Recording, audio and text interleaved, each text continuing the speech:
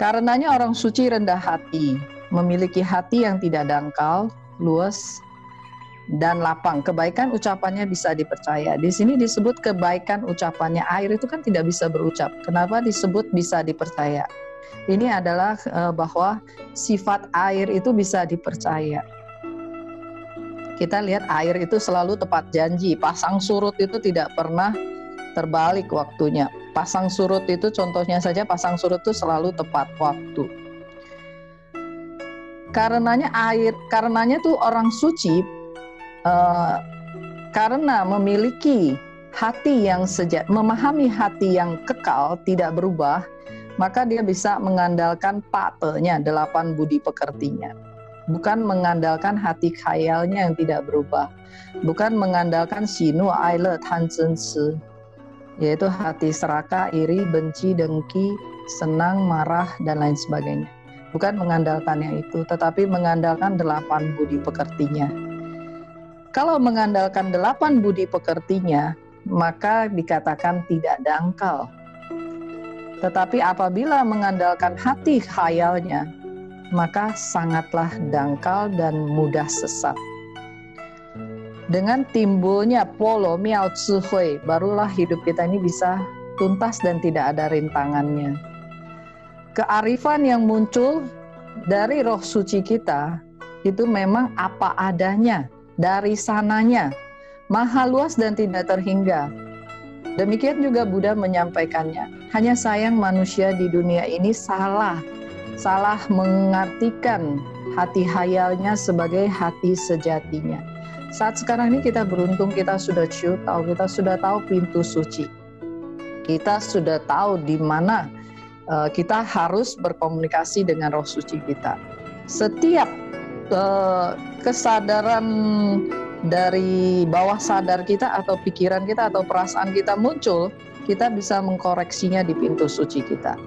Kita bisa menenteramkannya. Kalau yang timbul di bawah sadar kita, yaitu di sekitar lever sana ada rasa tidak enak, maka kita jangan terus langsung meneruskannya. Kita tenangkan dulu, kita hilangkan dulu.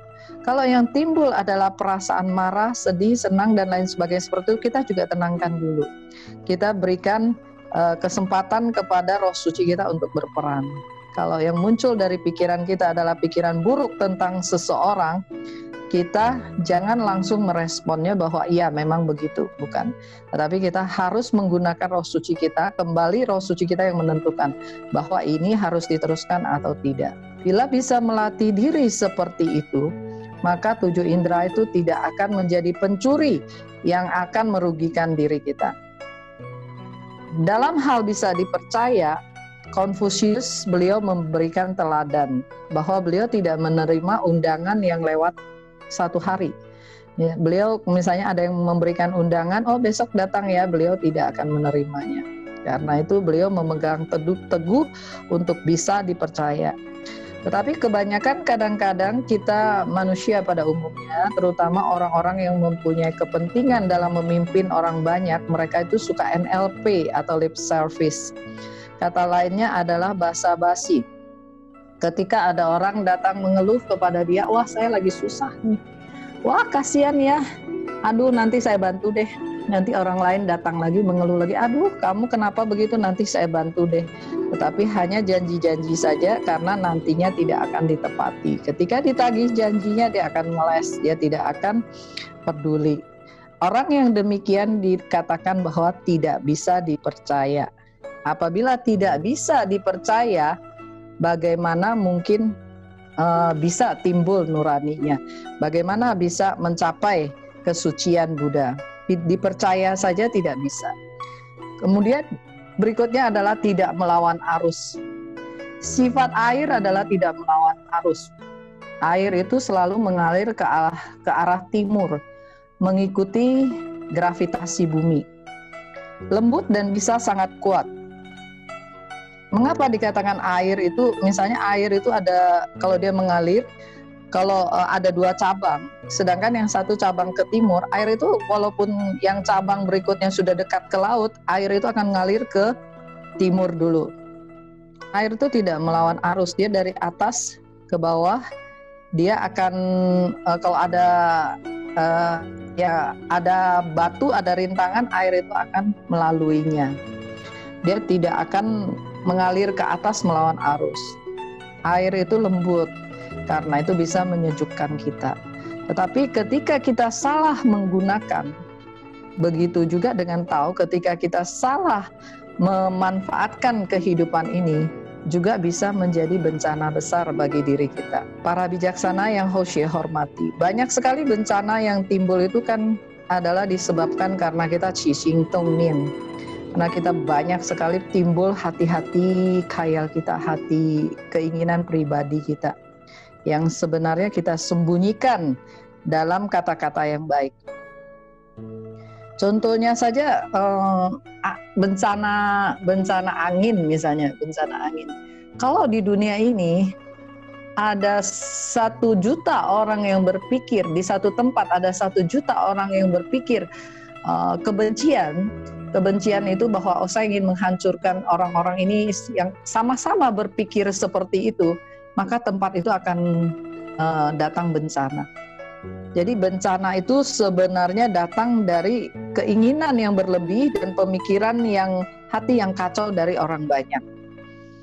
Bisa jadi suatu tempat yang terjadi misalnya angin badai itu disebabkan oleh keinginan dari orang-orang di tempat itu yang tidak benar. Demikianlah dikatakan bahwa pada hakikatnya tahu di semesta raya ini mengayomi kehidupan, memberikan yang terbaik. Tetapi ketika dilanggar oleh manusia, justru itu akan mencelakakan diri kita sendiri. Buddha dan para suci memahami akan hakikat ini, maka tidak berani sembarang melawan Tao, tidak berani sembarang melawan arus dari kehidupan, tetapi senantiasa menjaga keharmonisan antara diri sendiri dengan seluruh semesta raya. Kemudian mengalir selalu ke arah yang tetap, bergerak selalu tepat waktu. Air itu selalu tepat waktu. Air dari seluruh penjuru akhirnya mengalirnya itu selalu ke laut. Bermuara itu selalu ke laut. Tetapi kita manusia di dunia ini, kita seorang pembina, kita berasal dari nirwana. Tetapi kita nggak ingat untuk pulang. Kita sudah 60.000 tahun tumimbal lahir di dunia ini, kita tidak mengerti bahwa untuk pulang. Maka kita dikatakan, kita bahkan pada masa sekarang ini yang sudah paling genting, pada saat bencana sudah terlihat di depan mata, kita masih berleha-leha, kita masih memikirkan hal-hal yang tidak penting dalam kehidupan ini. Kita belum mau sadar dan mengupayakan mengeluarkan hati sejati kita untuk menolong diri kita dan menolong orang banyak.